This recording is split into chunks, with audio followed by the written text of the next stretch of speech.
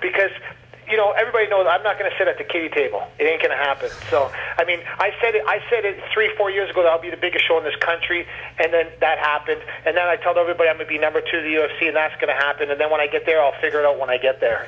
But I still think we're about 2 years away from making that claim, and a lot of bigger signings. And I've been working on that since the second I woke up extremely hungover from the after party on Friday night. Nice. That raises an interesting point, Mark, that you and I have spoken about before. But when you're doing something and you're driven and you're trying to accomplish something, there's always people in your way that people tend to feud with you, or they tend to not want to see you succeed. And you can be a brash guy. So, I mean, what do you have to say to some of the people? Like, you've had some controversial moments with people, and you're not afraid to say what's on your mind on the internet. Like, what's your thoughts on people in your way? You know what the funny part is that that's probably my biggest weakness, is that I can be easily distracted when it comes to stupid things like that, and it's like a thing that I really have to. I remember when I was younger, I used to smoke cigarettes, and then just one day I quit smoking, and it's like, and then just all these little things that to make yourself better, and that's one thing I can get distracted, because I receive a lot of fan mail to the Maximum Fighting Championship, and the funny part is that we receive way more promising things than negative things. But at the same time, I still get distracted from people that make derogatory comments about my organization and stuff, because they're absolute idiots and they have no clue on what we do, right? I mean, if you spent 1 week with us, you would have a different respect for everything we do, because most people that think they're in the mixed martial art business, they're not really in it. Just like with fighters, right? Yeah. There's guys that walk around with tap-out shirts thinking they're fighters, and there's guys that actually spend, X amount of time in the gym every day, like yourself and other fighters, that realize they're real mixed martial art fighters. Right? I mean, is anybody making any money out there running organizations? No, not in Canada. I mean, I tell you right now, there's 3 shows in the world that make money: UFC, Maximum Fighting Championship, and I would say Strikeforce. Yeah, Strikeforce is After cool. that, anybody that's telling you they're making real money, I mean, a real living, I'm talking living a vida loca money, they're lying. Because I've yet to see it. I know everybody in the business.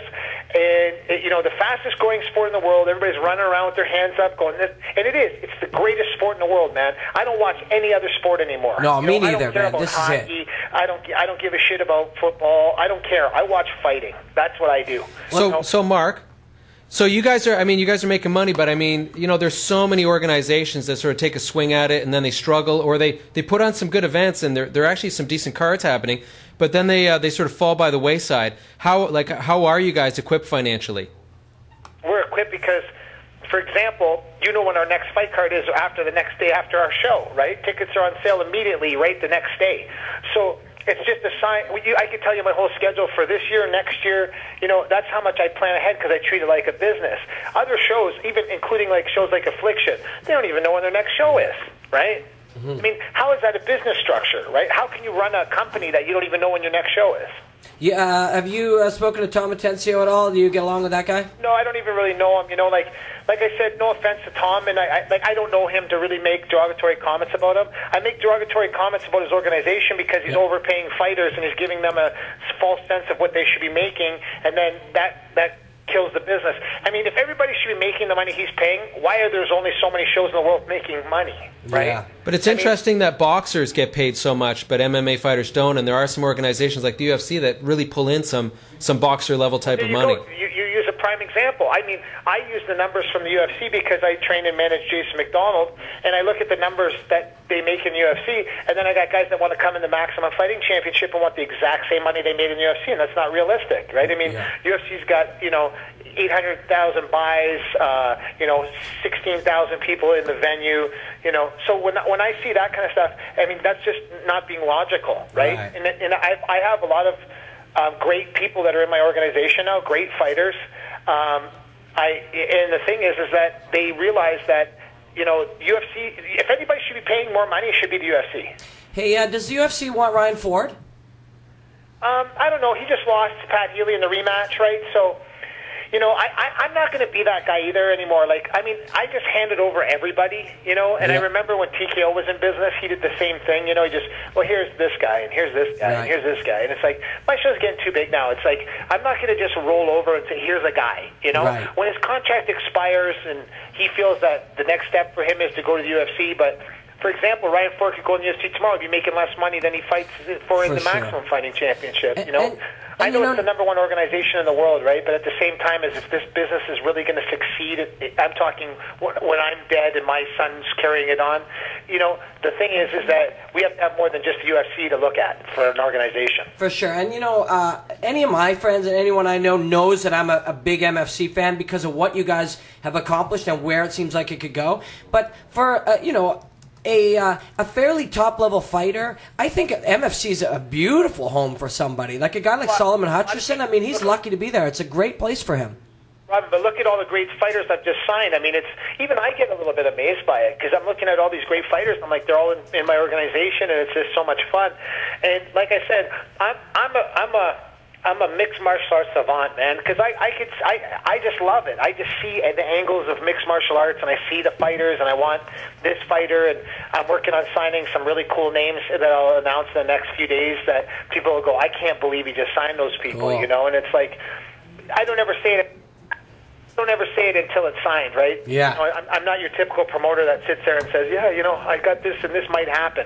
If I tell you it's going to happen, it's going to happen, right? It's like, I'm a pioneer. I'm not a promoter. Hey, Mark, have you got any that are done that you just haven't announced yet? Yeah. Do you want to announce one right now? I got a badass one that and I can't even believe that UFC would ever let this. Come on, man, let us have it. Mark, spill it. Which one you got? Travis Lutter. Woo! Wow. Right here. That's our first scoop. That's our first exclusive. Yeah. Yeah, man, because it's, you know what? Are you kidding me? Travis Lutter would beat the majority of everybody in the UFC at 185, excluding probably Anderson Silva. Yeah, he's awesome. But he's probably one of the top 2, 3, or 4 guys in the UFC. Just Dana was so pissed that he didn't make weight against Anderson Silva that he can never forgive him for not making weight. I mean, I can forgive him. So Mark, thanks for giving us the No Shit MMA's first exclusive. That's big news for us. It's for real, man. It's like, look at all these great fighters. Like when I signed Paul Daly and all these great fighters, I just like certain guys that know how to fight. I signed Derek Noble. Same thing. Yeah. People are like, oh, forgot about Derek Noble. The guy's a badass, man. Yeah.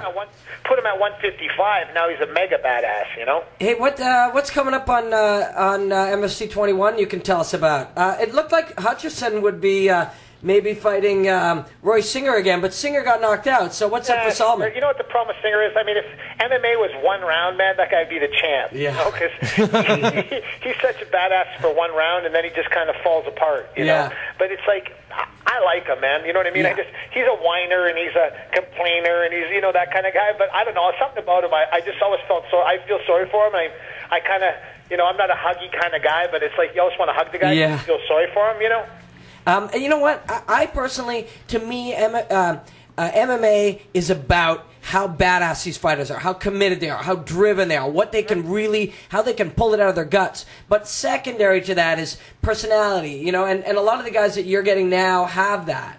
Antonio McKee is a question mark there, but a lot of these other guys, like you say, Roy Singer, he's got his own personality. He's a character.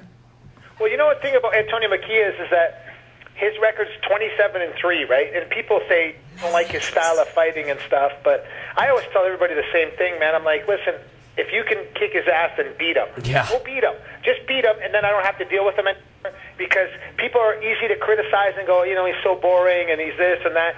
Listen, someone go up there, knock his ass out, then we don't have to have this conversation anymore. Until that takes place, he is now the lightweight champion of the Maximum Fighting Champion. And that's cool. I mean, he's a tough badass, Anything else? I mean, we could talk to you all day, and I hope we get you back on the show in a couple of weeks, Mark, because it's great talking to you. It's great having your insight. But before we let you go, tell us a little bit about Heat XC. Heat XC started because my son was sitting down in the office with me one day, and he says, we're getting rid of all these great guys that started in the Maximum Fighting Championship. We're just giving them away all over the place. And he said, we need to start a second show. Him and my wife, Minot, who, my wife's MMA royalty. People don't even realize that. She's the first female businesswoman of MMA. Awesome. And I call it that. I'm gonna start a line, I think. It's going to be called MMA royalty.